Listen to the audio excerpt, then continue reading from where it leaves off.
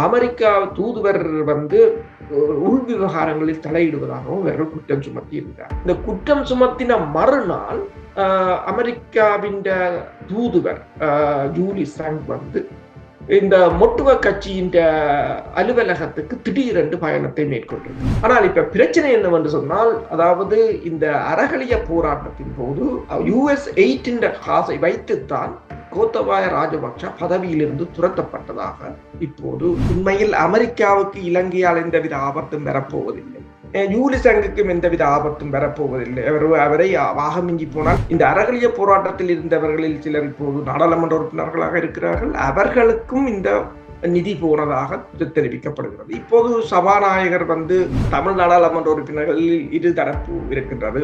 ஒன்று மஹிந்த ராஜபக்ஷ குடும்பத்திற்கு எதிரான கருத்துள்ளவர்கள். அவர்கள் பணம் வாங்கினார்களோ வாங்கவில்லையோ அவர்கள் எப்போதும் அதை எதிர்ப்பதில் முக்கியமாக நிற்பார்கள். ஒன்று. இரண்டாவது, பணத்தை வாங்கி இருக்கலாம். ஏனென்று சொன்னால், வவுனியா நகரிலிருந்து 18 கிலோமீட்டர் தொலைவில் அமைந்திருக்கின்ற 5 ஏக்கர் 9 பரப்பு நிலப்பரப்பை கொண்ட இந்த மாபெரும் காணி விற்பனைக்குள்ளது. நகர்த்தப்படும் காய்கள், திரைமறைவில் நடக்கும் ரகசிய பீரங்கள், உலகத் தமிழர் அறிந்தேயாக வேண்டிய உண்மைகளை தேடி ஒரு உடறுப்பு.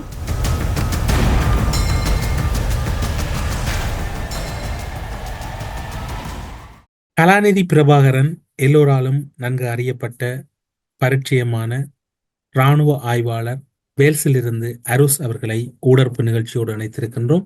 ஊடறுப்பு நிகழ்ச்சியின் சார்பில் உங்களை வரவேற்பதில் மகிழ்ச்சி. வணக்கம். வணக்கம் தமிழரசு. ஊடறுப்பு நேயர்களுக்கு அன்பு கலந்த வணக்கம். USAID நிறுவனத்தினுடைய செயற்பாடுகள் உலகின் அனைத்து பாகங்களிலும் நிறுத்தப்பட்டுள்ளதாக அமெரிக்காவின் உத்தியோகபூர்வ அறிவிப்பு வெளியாகி இருக்கின்றது. இலங்கை உட்பட்ட நாடுகள் அதற்குள் உள்வாங்கப்பட்டிருந்தன.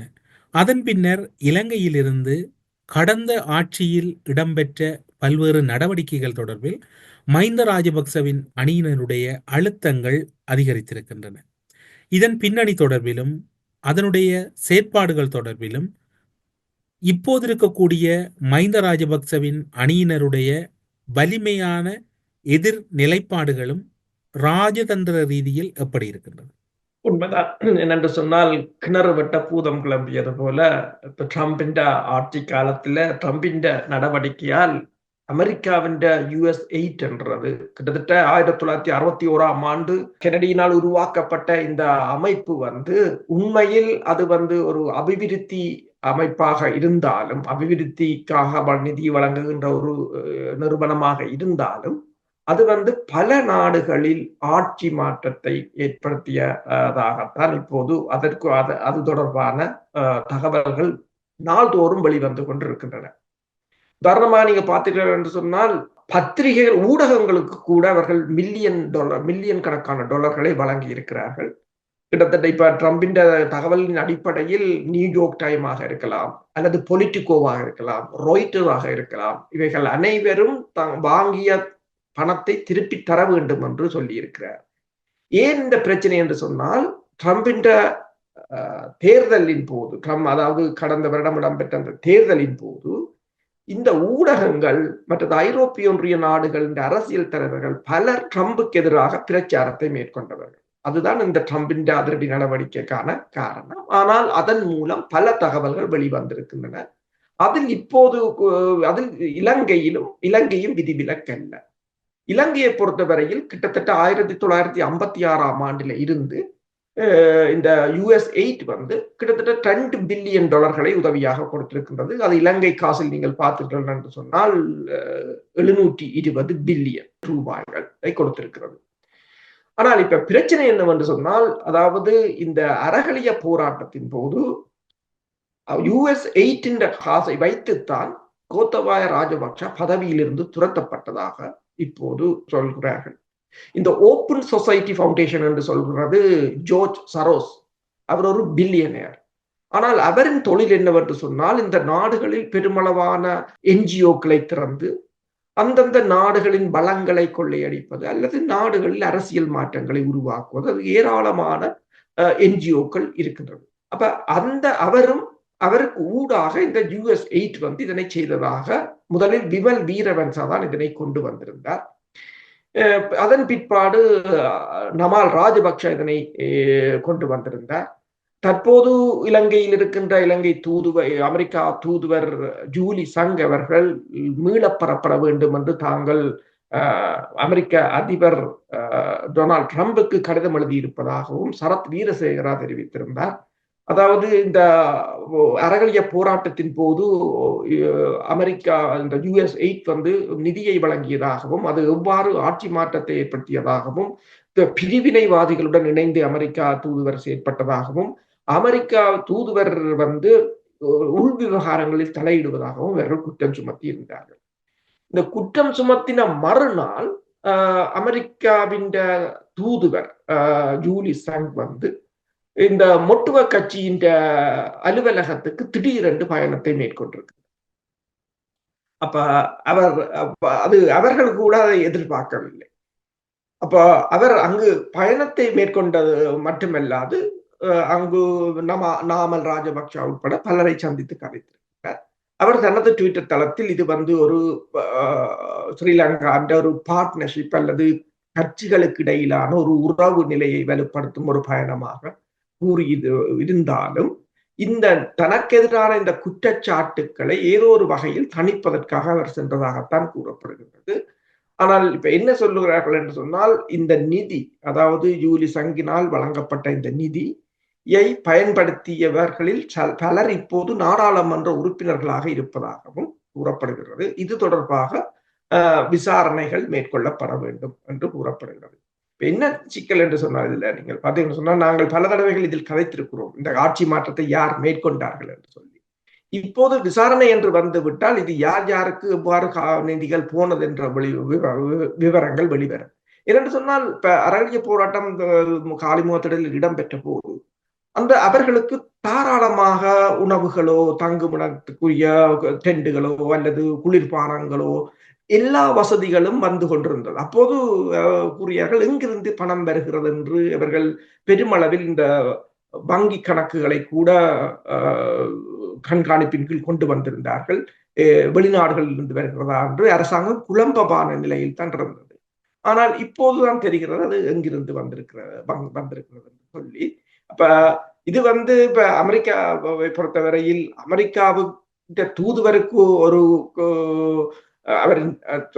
அவருக்கு ஒரு நற்பெயருக்கு களங்கத்தை ஏற்படுத்துவது மட்டுமல்லாது இலங்கை அரசியலிலும் இது உண்மையில் அதாவது இது திட்டமிட்டு மக்களால் கலைக்கப்படவில்லை, திட்டமிட்டு வேறொரு சக்தியால் கலைக்கப்பட்ட ஒன்று தோற்றப்பாட்டை எதிர்கட்சிகள் உருவாக்குவதற்கான ஒரு வழியை ஏற்படுத்தும்.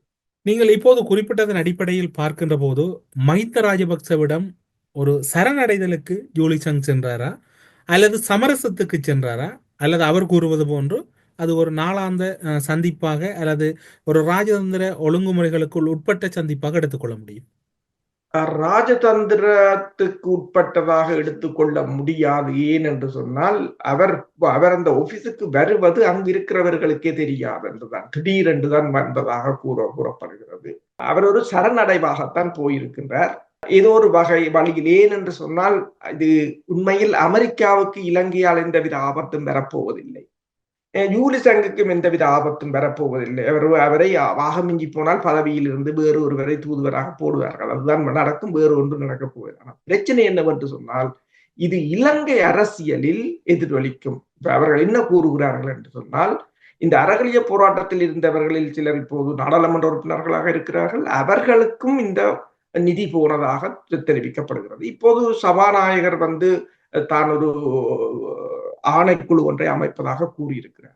ஆனால் பிரச்சனை என்னவென்று சொன்னால் இந்த நிதி வந்து எங்கு போனது, எவ்வாறு வந்தது என்ற விவரங்களை அவர்கள் எடுப்பார்களாக இருந்தால், இப்ப என்னென்றால் இதே ஒரு பிரச்சனை தான் ஜோர்ஜியாவில் இடம்பெற்றது, ரஷ்யாவில் இடம்பெற்றது. ரஷ்யா 2012ஆம் ஆண்டுடன் அதாவது வெளிநாடுகளில் இருந்து வருகின்ற உதவி அமைப்புகள் எங்கெங்கு நிதியை கொடுக்கிறார்கள் என்பதை ரிஜிஸ்டர் பண்ண வேண்டும் என்று கூறி இந்த US8களை மூடிவிட்டார்கள். அதே போன்று ஜோர்ஜியாவும் இப்போது செய்யும் போதுதான் இந்த பிரச்சனை. ஜோர்ஜியாவில் உங்களுக்கு தெரியும் தொடர்ச்சியான போராட்டங்கள் இடம்பெறுகின்றன. ஆனால் இலங்கை அவ்வாறான ஒரு இதை கொண்டு வருமாக இருந்தால் அவர்களால் ட்ராக் பண்ண முடியும். ஆனால் இப்போதும் அவர்களால் ட்ராக் பண்ண முடியும் என்று சொன்னால் எங்கு இந்த நிதி போனது என்று சொல்லி அது இப்ப ஜூலிசங்கின் நீங்கள் கேட்டது போல சரணடைவுக்கான காரணம் என்னவென்று சொன்னால் அது தற்போதைய அரசை பாதிக்கலாம் என்ற ஒரு சிக்கல் எழுந்திருக்கிறோம். நீங்கள் இன்னும் ஒரு தகவலை குறிப்பிட்டீர்கள். அந்த ஆட்சி மாற்றத்தின் போது இந்த போராட்டங்களுக்கெல்லாம் யுஎஸ்ஐட் அமைப்பு பணம் வழங்கிய பின்னணியில் இருப்பதாக விமல் வீரவன்ச, சரத் வீரசேகர, இன்னும் மொட்டோ கட்சியினுடைய நாடாளுமன்ற உறுப்பினர் பலர் குற்றம் சாட்டுகிறார்கள். பலர் இன்று நாடாளுமன்றம் வந்திருப்பதாக கூறுகிறார்கள் என்றால் அவர்கள் உண்மையில் இப்போது உருமாறி இருக்கக்கூடிய தேசிய மக்கள் சக்தி கடந்த காலங்களில் மக்கள் விடுதலை முன்னணியாக இருந்தவர்கள் மீது ஒரு மறைமுக குற்றச்சாட்டையும் அமெரிக்காவுக்கான அழுத்தத்தையும் பிரயோகிக்கிறார்கள். உண்மைதான், மறைமுகமான குற்றச்சாட்டு முன்வைக்கப்படுகிறது, அழுத்தங்கள் முன்வைக்கப்படுகிறது. என்று சொன்னால் இப்போது உலக ஒழுங்கு உங்களுக்கு தெரியும் எல்லாம் குழம்பி போய்விட்டது. ட்ரம்ப் கிட்டத்தட்ட 25-30 நாட்கள் தான், 25 நாட்கள் தான் என்று சொன்னால் 20 ஜனவரி 20ஆம் தேதி தான் பதவியேற்றார். அப்ப 25 நாட்களுக்குள்ளேயே பெருமளவான குழப்பங்கள், ஐரோப்பிய ஒன்றியம் குழம்பி போயிருக்கின்றது, ரஷ்யா உக்ரைன் நடுத்தருவில் விடப்பட்டிருக்கின்றது என்று சொல்லி ஒவ்வொரு நாளும் நீங்கள் அனைத்துலக ஊடகங்களை திறந்தால் ட்ரம்பின் செய்திகளாகத்தான் இருக்கு. வேறு ஒருவரின் செய்திகளும் ஆக்கிரமித்திருக்கார். ஏதாவது ஒன்று அவரின் செய்தியாகத்தான் இருக்கு. அவ்வாறான ஒரு நிலைமை. அப்ப இப்ப என்ன என்று சொன்னால் ஏவிபியை பொறுத்தவரையில் அவர்கள் தான் இந்த அறகலிய போராட்டத்தில் முன்னணியில் நின்றார்கள் என்று சொன்னால் அது அவர்களுக்கு வழங்கப்பட்ட நீதி, அவர்களுக்கு பின்புலமாக அமெரிக்கா இருந்தது என்று எடுத்துக்கொள்ளலாம். ஏனென்று சொன்னால் அந்த போராட்டத்தின் போது கூட அனுர்குமார் திசாநாயக்காவை காரியாலயத்தில் சென்று யூலிசங் சந்தித்திருந்ததாக கூட நாங்கள் பேசியிருந்தோம். அடுத்ததாக நீங்க பாத்தீங்கன்னு சொன்னால் இது எப்போ நடந்தது என்று சொன்னால் இப்ப உங்களுக்கு தெரியும், இப்ப அண்மையில் அதாவது கடந்த வாரம் இந்தியாவின் அதானி குழுமம் தாங்கள் பூநகரி மன்னார் பகுதியில் இருக்கின்ற காற்றாலை மின்சக்தி திட்டத்தில் இருந்து வெளியேறுவதாக கூறியிருக்கிறார்கள். கிட்டத்தட்ட $1 பில்லியன் பெறுமதியான ஒரு ப்ராஜெக்ட். அது 484 மெகாவாட் மின்சாரத்தை உற்பத்தி செய்யக்கூடியது. அப்ப அந்த திட்டம் எப்போது வந்தது என்று நீங்கள் பார்த்தீர்கள் என்று சொன்னால் அந்த திட்டம் வந்தது 2022ஆம் ஆண்டு கோத்தபாய ராஜபக்ஷா இருந்த காலத்தில் தான் மோடி கொடுத்த அழுத்தத்தின் காரணமாக அது கொண்டு வரப்பட்டது. அதாவது திட்டத்தை கொண்டு வந்தவர் கோத்தபாய ராஜபக்ஷ. ஆனால் அது தனியார் நிறுவனத்தின் திட்டம் என்று முன்னர் கூறப்பட்டாலும் ஆனால் அதானியை இந்த திட்டத்துக்கு இறக்கியது இந்திய மத்திய அரசு என்று பேர்ந்து கொழும்பிலிருந்து வெளிவருகின்ற ஊடகங்கள் ஆதாரத்துடன் வெளியிட்டிருந்தன. சரி, அப்ப அந்த அதானியின் திட்டம் கைச்சாத்திடப்பட்ட பின்னர் தான் கோத்தபாய ராஜபக்ஷ கலைக்கப்பட்டிருக்கிறார் திட்டமிட்ட வழியில். அப்போ இப்ப இது கலைச்சது அமெரிக்கா US-8 நடந்தது என்று சொன்னால் இது இந்தியாவுக்கும் இலங்கைக்குமான ஒரு பிரச்சனையாகவும் மாறக்கூடிய சாத்தியங்கள் இருக்கின்றன. ஏனென்று சொன்னால் அன்று கலைக்கப்பட்ட கோத்தபாய ராஜபக்ஷவுக்கு பின்னர் இந்த அதானியின் ப்ராஜெக்ட் செய்ய முடியாத ஒரு நிலையை எட்டி இப்போது அதானியாகவே வெளியேற வேண்டிய நிலை. இதை நீங்கள் எதற்கு ஒப்பிடலாம் என்று சொன்னால் அமெரிக்கா ஒரு திட்டத்தை கொண்டு வந்தது மிலேனியம் சேலஞ்சர், $500 மில்லியன் பெறுமதியான ப்ராஜெக்ட். அந்த ப்ராஜெக்டை நடைமுறைப்படுத்த விடாமல் பின்னணியில் நின்று அதனை அமெரிக்காவே கிழித்தெறிந்து விட்டு ஓட வேண்டிய நிலையை ஏற்படுத்தியது இந்தியா. இப்போது அதானியே தன்னை அந்த ப்ராஜெக்டில் இருந்து நான் போகிறேன் என்று ஓட வைத்திருக்கிறார்கள் அமெரிக்கா. இரண்டுக்கும் இடையிலான ஒரு பனிப்போராகத்தான் நீங்கள் இதனை பார்க்கலாம். அப்ப இந்த இரண்டு தரப்புக்கும் இடையிலான பனிப்போர். அப்ப இதில் அமெரிக்கா ஆட்சி மாற்றத்தில் முன்னின்றது என்று கூறி தெரியுமாக இருந்தால் அது பிராந்திய மட்டத்தில் கூட ஒரு சர்ச்சையை ஏற்படுத்தலாம். மீண்டும் நீங்கள் கூறிய பதில் தான் சற்று தெளிவுபடுத்தலுக்காக கேட்கின்றேன். இப்போது இருக்கக்கூடிய நாடாளுமன்றத்தில் தேசிய மக்கள் சக்தியை மட்டும் விரல் நட்டினார். ஆனால் அந்த காலப்பகுதியில் பல தமிழ் நாடாளுமன்ற உறுப்பினர்களும் வடக்கிலும் கிழக்கிலும் அறகல போராட்டத்துக்கு ஆதரவு கொடுக்க வேண்டும் என்று பேசியதோடு குறிப்பாக அதனோடு இன்னும் பல தகவல்களையும் அவர்கள் குறிப்பிட்டிருந்தார்கள். தென்னிலங்கையில் இடம்பெறுகின்ற போராட்டத்துக்கு நாங்கள் வலி சேர்க்க வேண்டும் என்று தென்னிலங்கையில் தொடர்புள்ள வடக்கு கிழக்கின் தமிழ் நாடாளுமன்ற உறுப்பினர்களும் வீராவேசமாக பேசியதை நீங்கள் பார்த்திருப்பீர்கள். அப்படியே சரத் வீரசேகரவின் பட்டியலில் பணம் வாங்கிய பட்டியலில் இவர்களும் இணைத்துக் கொள்ளப்படுவார்கள். உண்மைதான். என்னென்று சொன்னால் தமிழ் நாடாளுமன்ற உறுப்பினர்களில் இரு தரப்பு இருக்கின்றது. ஒன்று மஹிந்த ராஜபக்ஷ குடும்பத்திற்கு எதிரான கருத்துள்ளவர்கள். அவர்கள் பணம் வாங்கினார்களோ வாங்கவில்லையோ அவர்கள் எப்போதும் அதை எதிர்ப்பதில் முக்கியமாக நிற்பார்கள். ஒன்று. இரண்டாவது, பணத்தை வாங்கி இருக்கலாம். ஏனென்று சொன்னால் கடந்த வருடம் இப்ப US8 நிறுத்தி இருக்கிறது ப்ராஜெக்ட். US8 நிறுத்தின ப்ராஜெக்ட் என்ற அளவு கிட்டத்தட்ட 15 ப்ராஜெக்டுகளை நிப்பாட்டி இருக்கிறது. 15ல கிட்டத்தட்ட $215 மில்லியன் பெறுமதியான ப்ராஜெக்ட் தான் US8 நிப்பாட்டி இருக்கிறது. அப்ப பல $215 மில்லியன் இலங்கைக்கு US8னால் ஏதோ ஒரு வகையில் பயன்படுத்தப்பட்டுக் கொண்டுதான் வந்திருக்கின்றது. அப்ப அது உண்மையில் ஒரு ஆட்சி மாற்றத்துக்கு பயன்படுத்தப்பட்டிருக்கலாம். இப்ப தமிழ் நாடாளுமன்ற உறுப்பினர்களுக்கு கூட வழங்கப்பட்டிருக்கலாம். இனி இந்த விசாரணையில் தான் எல்லாம் தெரிய வரும். உண்மையில் விசாரணை தெளிவாக நடக்குமாக இருந்தால், ஆனால் இலங்கையில் விசாரணை எப்படி இருக்கும் என்று உங்களுக்கு தெரியும். விசாரணை குழுக்களே எத்தனையோ காணாமல் போனது. வேந்து விசாரணை குழுக்களை கண்டுபிடிக்க வேண்டும் விசாரணை குழுக்கள் அமைக்க வேண்டிய ஒரு நிலையில் தான் இலங்கை இருக்கிறது. அதை நான் கூறவில்லை.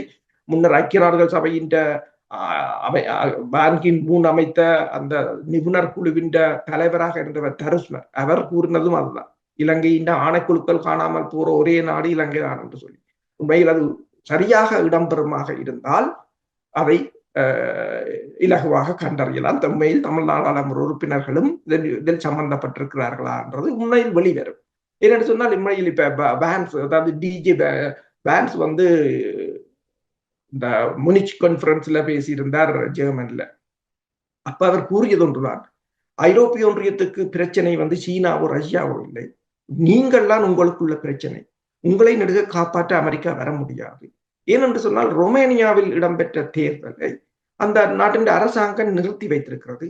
ஏன் நிறுத்தி வைத்திருக்கிறது என்று சொன்னால், அங்கு ஒரு தவறானவர் வரப்போகிறார். அதாவது ரஷ்யாவின் இன்ஃபுளுன்ஸால தற்போதைய ஆட்சியை விட இன்னொருவர் வரப்போகிறார், அவர் நேட்டோவுக்கு எதிரானவர் என்ற ஒரு நிலைமை. அதுக்கு வேன்ஸ் என்ன கூறுகிறார் என்று சொன்னால், நீங்கள் ஒரு சில மில்லியன் டாலர்களை செலவழித்து அந்த முடிவை மாற்ற முடியாமல் போனது உங்கள் பிழை என்று கூறுகிறார்.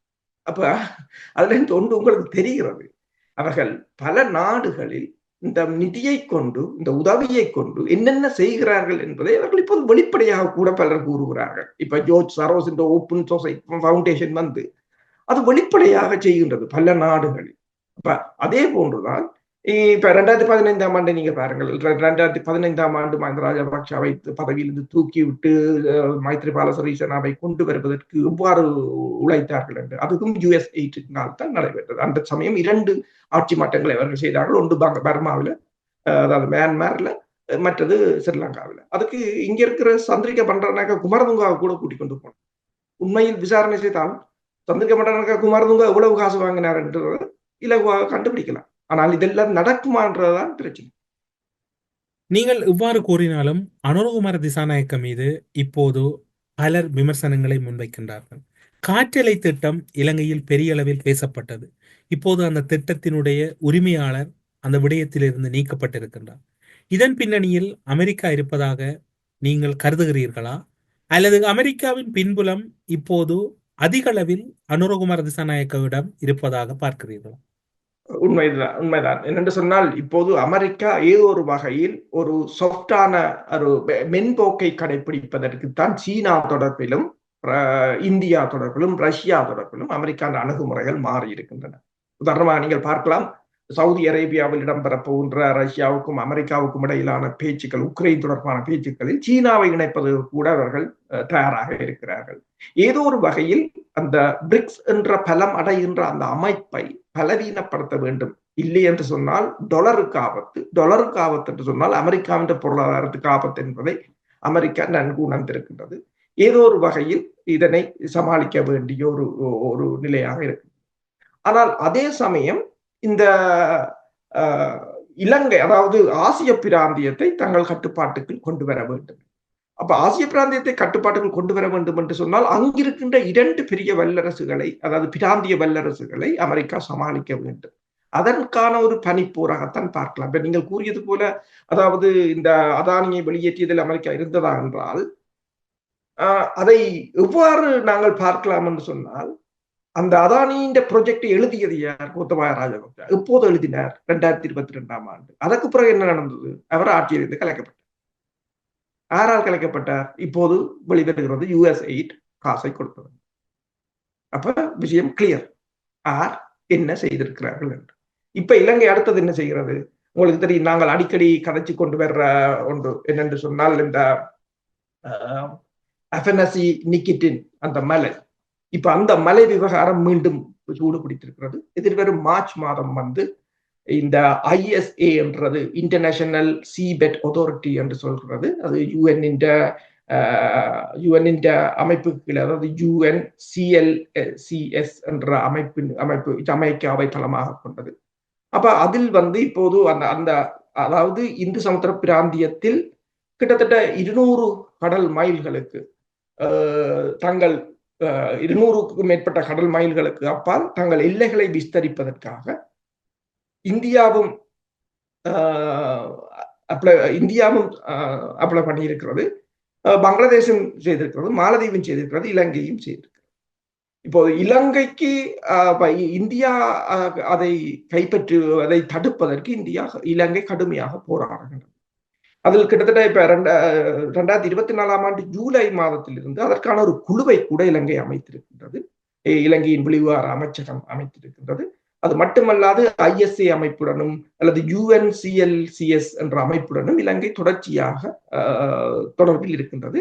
அது இந்த எதிர்வரும் மார்ச் மாதம் அது தொடர்பான விவாதங்கள் மீண்டும் பெறப்போகிறது என்ற இலங்கை சுட்டிக்காட்டுகிறது. இலங்கை ஒருபோதும் அதனை இந்தியாவுக்கு கொடுக்க இலங்கை விரும்பவில்லை என்றுதான் தெரிகிறது. அது உண்மையில் இலங்கைக்கு கிடைக்குமாக இருந்தால் இலங்கையின் நிலப்பரப்பு மொத்த நிலப்பரப்பின் 20 மடங்கு பெருசு. அது மட்டுமல்லாது கிட்டத்தட்ட 350 மைல் கடல் பரப்பும் இலங்கைக்கு சொந்தமாகும். அப்ப இலங்கை உங்களுக்கு தெரியும், கனிம வளம் என்று சொல்லிக்க இலங்கைக்கு எவ்வளவு ஒரு சிறப்பாக இருக்கும். இந்துக்கும் சீனாவுக்கும் இந்தியாவுக்கும் இடையிலான போட்டி. ஆனால் அமெரிக்காவும் அதில் உள்ளடங்கும். ஏனென்று சொன்னால் உங்களுக்கு தெரியும், உக்ரைனுக்கிடம் என்ன கேட்டார் ட்ரம்ப் என்று தெரியும். அதாவது, நாங்கள் $300 பில்லியன் தந்திருக்கிறோம் உங்கள் போருக்கு, நீங்கள் உங்கள் கனிம வளங்களை, உக்ரைனில் கிட்டத்தட்ட 50க்கு மேற்பட்ட கனிம பொருட்கள் இருக்கின்றன, அதன் பெறுமதி இந்த அமெரிக்க ஊடகம் ஒன்று தெரிவித்திருக்கின்றது கிட்டத்தட்ட $7 ட்ரில்லியன். இப்போது ட்ரம்ப் கேட்டது 500 பில்லியனுக்கு நீங்கள் எழுதித்தர வேண்டும் என்று கூறியிருக்கிறார். இப்ப கிரீன்லாண்டை கைப்பற்ற போவதற்கு காரணமும் கனிம வளங்களும், அடுத்ததாக அதில் அங்கே இருக்கின்ற ஓயிலும் தான். அப்ப இந்த இன்னைக்கு அஃபெனசி நிக்கிட்டின் மலை கூட இந்த நாடுகளின் ஒரு பொருளாதார போட்டிக்கு தான் அது இருக்கின்றது. ஆனால் அதை வைத்துக்கொண்டு பேரம் பேசக்கூடிய சக்தி இலங்கைக்கு இருக்கின்றது. அப்ப அதை எட்டுவதற்குத்தான் இலங்கை இப்போது இந்த 4 நாடுகளுடனும் போராட வேண்டிய நிலை இருக்கின்றது. பங்களாதேசம், அடுத்தது இந்தியா, அடுத்தது மாலத்தீவு. இதில் இலங்கை இதை கைப்பற்றுமாக இருந்தால் இது இலங்கைக்கு பிறகு இந்த நாடுகளுடன் பாகையின் பண்ணக்கூடிய ஒரு நிலை வரும். ஆனால் எனவேதான் இலங்கை இப்போது நீங்கள் பார்க்கலாம், இலங்கை கூடுதலாக சீனாவுடனும் அமெரிக்காவுடனுமான ஒரு உறவைத்தான் பேணுகின்றது. இப்ப நீங்க பாத்தீங்கன்னு சொன்னால், அனுர்குமார திசாநாயக்கா இங்க UAEக்கு போன பிற்பாடு கூட அங்கு அமெரிக்க நிறுவனங்களைத்தான் பெருமளவில் அணுகி இருக்கிறார். உதாரணமாக ஒரக்கிள் என்ற நிறுவனம் கூட, அது அமெரிக்காவின் மிக முக்கியமான ஒரு நிறுவனம். அது கூட இலங்கையில் ஒரு முதலீடுகளை செய்வதற்கான, அதே போல சீனாவின் அலிபாபாவாக இருக்கலாம், டொனி பிளேயரையும் சந்தித்திருக்கிறார். டொனி பிளேயர் கூறியிருக்கிறார் தான் தனது நிபுணர்களை அனுப்புவதாகவும், இலங்கையின் வர்த்தகம் பொருளாதாரத்தை எவ்வாறு மேலெழுப்பலாம் என்பது தொடர்பாக ஆலோசனைகளை வழங்குவதாகவும் கூறியிருக்கிறார். இப்ப இலங்கை அரசு நீங்கள் கேட்டது போல இதில் இந்தியா அல்லது அமெரிக்காவுக்கு அந்த இலங்கையின் போக்கு எவ்வாறு இருக்கின்றது, ஏதோ ஒரு வகையில் இந்தியாவை முற்றுமுழுதாக ஓரங்கட்டும் ஒரு நிலைக்குத்தான் வந்திருக்கின்றார். எனவே அதை நீங்கள் அது எங்களுக்கும் தெளிவாக விளங்குகிறது என்னன்னு சொன்னால், இந்திய தூதுவர் இப்ப அண்மை காலமாக நமால் ராஜபக்சவை சந்திப்பது, மஹிந்த ராஜபக்சவை சந்திப்பது, அவ்வாறான ஒரு எதிர்த்தரப்புடன் தான் இந்தியா தனது ஆர்வத்தை காட்டிக் கொண்டிருக்கிறது. ஒட்டுமொத்தத்தில் இந்தியா அமெரிக்காவுக்கு அச்சம் என்று எடுத்துக்கொள்வதா, அல்லது இந்தியா தான் இதில் அதிகளவு அச்சப்படுவது என்று எடுத்துக்கொள்வதா? இந்தியா இதில் கடுமையாக அச்சப்படுகின்றது. ஏனென்றால் இந்தியாவால் ஒன்றும் செய்ய முடியாத ஒரு நிலை. உங்களுக்கு தெரியும், அதானி குழுமம் மீது அமெரிக்கா கொண்டு வந்த தடை, அதானி குழுமத்தின் ப்ரொஜெக்டிலிருந்து அமெரிக்கா கொழும்பு துறைமுகத்திலிருந்து வெளியேறியது. இப்போது அதானியின் குழுமத்தை வடக்கிலிருந்து வெளியேற்றியது. அடுத்ததாக பார்த்தீங்கன்னு சொன்னால் மோடி அவர்களின் இந்திய பயணம், அதன் போது இந்த அமெரிக்காவுக்கும் இந்தியாவுக்கும் இடையில் எட்டப்பட்ட உடன்பாடுகள், அத்தனை உடன்பாடுகளும் இந்தியாவுக்கு பாதகமானவை. அதாவது F-35 விமானங்களை கொடுப்பதாக கூறியிருக்கிறார்கள். F-35 ஒரு விமானத்தின் பெறுமதி கிட்டத்தட்ட 110 மில்லியன் டாலர்கள். ஒரு அதே சமயம் ஐந்தாம் தலைமுறை விமானம் என்று சொல்லிக்க ரஷ்யாவின் Su-57 அதுக்கும் ஐந்தாம் தலைமுறை தான். அது கிட்டத்தட்ட 50 மில்லியன் டாலர்கள் தான், அரைவாசிக்கும் குறைந்த காசு. ஆனால் அமெரிக்காவின் இப்ப வாங்க வேண்டிய நிலையில் மோடி இருக்கிறார் என்று சொன்னால், இல்லை என்று சொன்னால் ட்ரம்ப் வரியை உயர்த்துவார். வரியை உயர்த்தினார் என்று சொன்னால் இந்தியாவின் ஏற்றுமதி அமெரிக்காவுக்கு கிட்டத்தட்ட 87 பில்லியன் டாலர்கள், இறக்குமதி அமெரிக்காவிலிருந்து 42 பில்லியன். அது பெரிய இது இல்லை. அப்ப வரியை உயர்த்துவதாக இருந்தால் அது இந்தியாவின் பொருளாதாரத்தை பாதிக்கும். அப்ப அமெரிக்காவின் ஆயுதத்தை வாங்கினால் அது அமெரிக்காவின் ஆயுதத்தை வாங்கி போட்டு அதற்கு பிறகு அது அமெரிக்கா சொல்வதைத்தான் கேட்க வேண்டிய ஒரு நிலை. இல்லை என்றால் உதிரிப்பாகங்களை நீப்பாட்டுவார்கள். இப்ப எல்லா பகுதியாலும் நீங்கள் பார்த்தீங்கன்னா ஒரு சிக்கலான நிலைக்குத்தான் இந்தியா தள்ளப்பட்டிருக்கு. இப்ப இந்தியாவை அவர்கள் ஏன் அவ்வாறு கொண்டு வருகிறார்கள் என்று சொன்னால், இந்தியா முற்று முழுதாக இப்ப அதானியை வெளியேற்றினாலும் இப்ப நீங்கள் பார்க்கலாம், ஏன் இந்தியாவுக்கு எதிராக அமெரிக்கா செயற்படுகிறது என்று நாங்கள் ஒரு யோசித்து பார்க்கலாம். என்னென்று சொன்னால், இப்ப 22ஆம் ஆண்டு அதானி குழுமத்தை கொத்தபாய கொண்டு வந்த பிற்பாடு கொத்தபாயவாக அதன் பிறகு அதானி குழுமத்துடன் இணைந்து கொழும்பு துறைமுகத்தை அமெரிக்கா எடுத்தது. ஆனால் பிறகு அதே அதானி குழுமத்தின் மீது வழக்கை போட்டது. அதே அதானி குழுமத்தின் மீது ஹைடன்பர்க் ஊடாக ஒரு அறிக்கையை வெளியிட்டது, பொருளாதாரத்தை சரித்தது. இப்படி ஏன் தொடர்ச்சி செய்து கொண்டிருக்கிறார்கள் என்று சொன்னால், இந்தியாவை தங்கள் வழிக்கு கொண்டு வருவதற்கான ஒரு முயற்சி.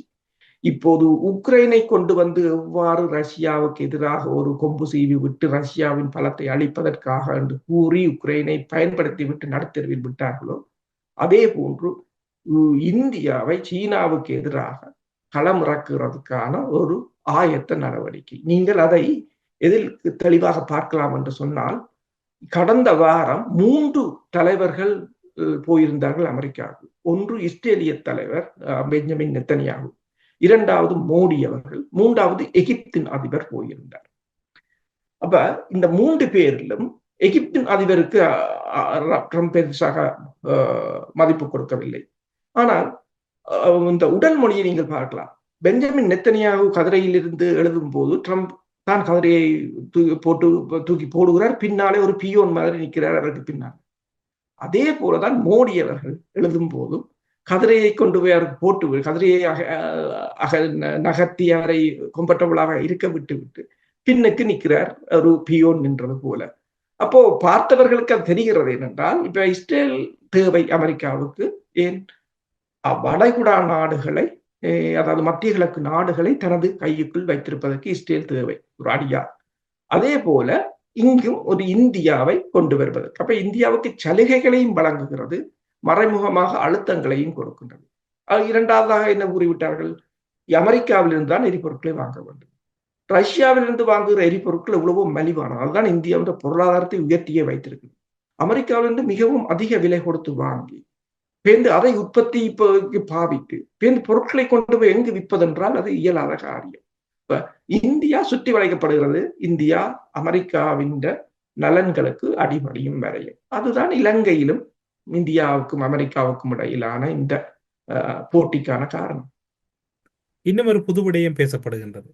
மேஜர் பதவிக்கு கீழே உள்ள அனைத்து பதவிகளிலும் இருக்கக்கூடியவர்கள் கடவுச்சீட்டுகளை ஒப்படைக்க வேண்டும் என்கின்ற ஒரு கோரிக்கையினை முன்வைக்கப்படுகின்றது. அதனை இராணுவ பேச்சாளர் பிரிகேடியர் வருண கமகி அவர்கள் தான் அந்த தகவலை வெளியிட்டிருக்கின்றார். மேஜர் பதவிக்கு கீழுள்ள அனைவரும் இதனை ஒப்படைக்க வேண்டும் என்று கூறிவிட்டு, நிர்வாக நோக்கங்களுக்காகவும் வெளிநாட்டு பயிற்சி மற்றும் அலுவலர்களை விடயங்களை கடவுச்சீட்டுகளை பெறுவதில் ஏற்படும் தாமதங்களை நிவர்த்தி செய்யும் நோக்கில்தான் இந்த நடவடிக்கை எடுக்கப்படுவதாக கூறப்படுகின்றது. ஒன்றும் புரியவில்லை. இலங்கையில் இப்போது கடவுச்சீட்டு எடுப்பவர்களுடைய இலங்கையில் இப்போது கடவுச்சீட்டு எடுப்பவர்களுடைய தொகை அதிகரித்திருக்கின்றது. அப்படி பார்க்கின்ற போது இப்போது இராணுவ ஊடக பேச்சாளருடைய கருத்தையும் பார்க்கின்ற போது ஏதோ ஒரு விடயத்தில் தவறு இருப்பது போன்று என்ன தோன்றுகிறது. தற்போதைய அரசு தன்னை தக்க வைப்பதற்கு கடுமையாக போராடுகின்றது. என்று சொன்னால் இவர்களுக்கு இது புதிதானது ஒன்று. இதற்கு முன்னர் ஐக்கிய தேசிய கட்சியாக இருக்கலாம் அல்லது சுதந்திர கட்சியாக இருக்கலாம், மாறி மாறி ஆட்சிக்கு வந்தபடியால் அவர்களுக்கு அந்த சிஸ்டத்துக்குள்ள ஏதோ ஒரு வகையில் பழகி போனவர்கள். இப்போ இவர்களுக்கு அது புதிதான ஒரு சிஸ்டம். அதனை கொண்டு நடத்துவதற்கான இப்போது பூகோள அரசியல் நிலைகளும் சாதகமாக இல்லை. அதுவும் ஒரு பிரச்சனை. ஏனென்றால் இலங்கையில் யார் ஆள வேண்டும் என்பதை இலங்கையர்கள் தீர்மானிப்பதை விட புறசக்திகள் தான் தீர்மானிக்கின்றன. அடுத்ததாக உள்ளுக்குள் பிரச்சனை. இப்ப அந்த எலர் ராக் ஃபாரஸ்ட் என்று சொல்றது ஒன்று எரிந்தது. கிட்டத்தட்ட 600 ஏக்கர் எரிஞ்சது. அது மேல ஒரு டூரிஸ்ட் பிளேஸும், அதால் மிகப்பெரிய நட்டம். அதை கூட யாரோ கொளுத்தினார்கள் என்றுதான் கூறுகிறார்கள். சரி, கொளுத்தினாலும் அதனை அணைப்பதற்கு விலங்கு வானூர்திகளை பயன்படுத்தவில்லை. ஏன் என்று சொன்னால் அது கோஸ்டி, அதாவது அதிக செலவானது என்று கூறுகிறார்கள். ஒரு பக்கம் நிதி நெருக்கடி. அடுத்ததாக நீங்கள் பார்க்கலாம், இப்ப நாங்கள் இப்ப 2-3 ஊடரப்புக்கு முதல் கதைத்த நாங்கள் இந்த கொழும்பில் இருக்கின்ற கிரிஷ் பில்டிங், அதில் தீ விபத்து ஏற்பட்டது. அதே போல ஆடை தொழிற்சாலை தீப்பற்றி எரிந்தது. இப்படி கணக்க நீங்கள் ரஷ்யாவில் பார்க்கலாம், அல்லது உக்ரைன்ல பார்க்கலாம், அமெரிக்காவில் பார்க்கலாம் என்னென்ன இடம்பெறுகிறது என்று சொல்லி அதையும் சதி நடவடிக்கைகள் என்றுதான் கூறுகிறார்கள். ரஷ்யாவில் எத்தனையோ மார்க்கெட்டுகள் இருந்தன, எத்தனையோ இடங்களில் தீயிடப்பட்டன என்று சொல்லி. இது இப்ப மின்சாரம் திடீரென்று நின்றது. நுரைச்சோலை, அதாவது குரங்கு பாய்ந்து மின்சாரம் நின்றதாக கூறினார். அதே சமயம் நுரைச்சோலை மின் நிலையமும் தடைப்பட்டு நின்றது. இப்ப இதன் பிற்பாடுதான் அதாவது நாடாளுமன்ற உறுப்பினர் கூறினார், அதாவது இந்த சிஸ்டத்தை அரசுதான் மாறி இருக்கிறதை வழிய சிஸ்டம் அப்படியே தான் இருக்கிறது. பழைய சிஸ்டம், அதாவது அதிகாரிகள் கிராம சேவகர்ல இருந்து அரச அதிபர்கள் வரையிலும், பிரதேச செயலாளர்கள் இருந்து சமுத்தி உத்தியோகத்தர் வரையிலும் எல்லாம் அதே சிஸ்டத்தில் இருந்தவர்கள். இப்ப உங்களுக்கு தெரியும், லசந்த விக்ரமதுங்கவின் கொலை தொடர்பாக கைது செய்யப்பட்டவர்களை விடுவிக்க போவதாக கூறி பிறகு அதில் எழுந்த பிரச்சனைகள் தெரியும். ஏன் பிரதமர் கருணி மீது கூட இப்போது US8 நிதியை பயன்படுத்தி ப்ராஜெக்ட் ஒன்றை செய்ததாக கூறுகிறார்கள். அப்படி ஏராளமான பிரச்சனைகளை இந்த அரசு சந்தித்துக் கொண்டிருக்கின்றது. அந்த அதிகாரிகள் வந்து பழைய அதிகாரிகள், அரசுகள் தானே மாறுவது, அதிகாரிகள் ஒருபோதும் மாறுவதில்லை. இப்ப ஊழலை ஒழிக்கிறேன் என்ற போது அந்த ஊழலுக்கு வளர்ந்தவர்கள் தான் இந்த அதிகாரிகள். அப்ப அவர்கள் ஒருபோதும் அதற்கு இடம் கொடுக்க மாட்டார்கள். ஏதோ ஒரு வகையில் இந்த அரசுக்கு ஒரு அழுத்தத்தை கொடுத்து ஒரு பாகைன் என்று கூறலாம். இப்ப இந்த நிலையில் தான் இராணுவத்தினர், உங்களுக்கு தெரியும், இராணுவத்தில் பல கலை எடுப்புகளை செய்திருந்தார்கள், பலரை அதை பதவி மாற்றம் செய்திருந்தார்கள், முப்படைகளின் பிரதானி என்ற பதவியை எடுத்திருந்தார்கள். இப்போது இராணுவத்தினரை இந்த கடவுச்சீட்டுகளை ஒப்படைக்க கூறுகிறார்கள். இதுவும் நான் நினைக்கிறேன் ஏதோ ஒரு வகையில் இந்த அரசு ஏதோ ஒன்றை செய்ய முற்படுகிறது. என்றால் அவர்கள் கூறிய காரணம் வந்து ஏற்றுக்கொள்ளும்படியாக இல்லை. ஏனென்று சொன்னால் நீங்கள் அந்தந்த தலைமையகத்தில் ஒப்படைக்க வேண்டும், ஆனால் உங்களுக்கு தனிப்பட்ட தேவை என்று சொன்னால் உடனடியாக பெற்றுக்கொள்ளலாம் என்று கூறியிருக்கிறார்களே தவிர அவர்கள் கூறிய காரணம் ஏற்றுக்கொள்ளப்பட கூடியதாக இல்லை. ஆனால் அரசை பொறுத்தவரையில் ஏதோ ஒரு வகையில் அது இராணுவ புரட்சியோ அல்லது ஏதாவது ஒன்று வரப்போகிறதோ என்றதை அரசு ஏதோ உள்ளக புலனாய்வு தகவல்கள் மூலம் அறிந்திருக்க கூடும். சில சமயங்களில் இன்னும் சில நாட்களில் முழுமையான தகவல்களை அறியக்கூடியதாக இருக்கும்.